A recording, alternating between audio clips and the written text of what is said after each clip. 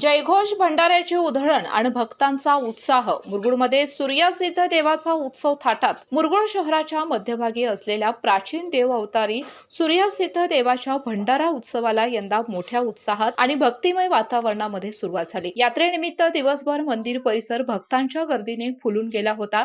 उत्सवाच्या निमित्ताने पुजारी विनायक मेटकर यांच्या पाटील गल्लीतील घरातून देवाची पालखी पारंपरिक वाद्यांच्या गजरात मिरवणुकीने तुकाराम चौकातील मंदिरात आणण्यात आली.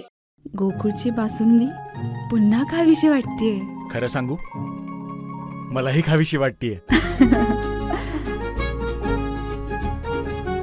पुन्हा पुन्हा खावीशी वाटणारी गोकुळ बासुंदी. ढोल कैताळ आणि जयघोषाच्या वातावरणामुळे संपूर्ण शहर भक्तिरसात न्हावून निघाले होते.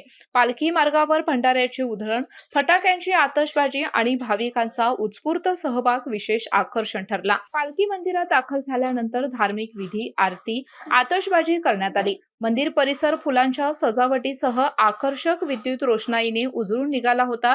भाविकांसाठी शाकाहारी महाप्रसादाचे आयोजन करण्यात आले होते. तसेच पारंपरिक प्रथेप्रमाणे बकरी कापून देवाचा महाप्रसाद पार पडला. हजारो भाविकांनी महाप्रसादाचा लाभ घेत देवाचं दर्शन घेतलं.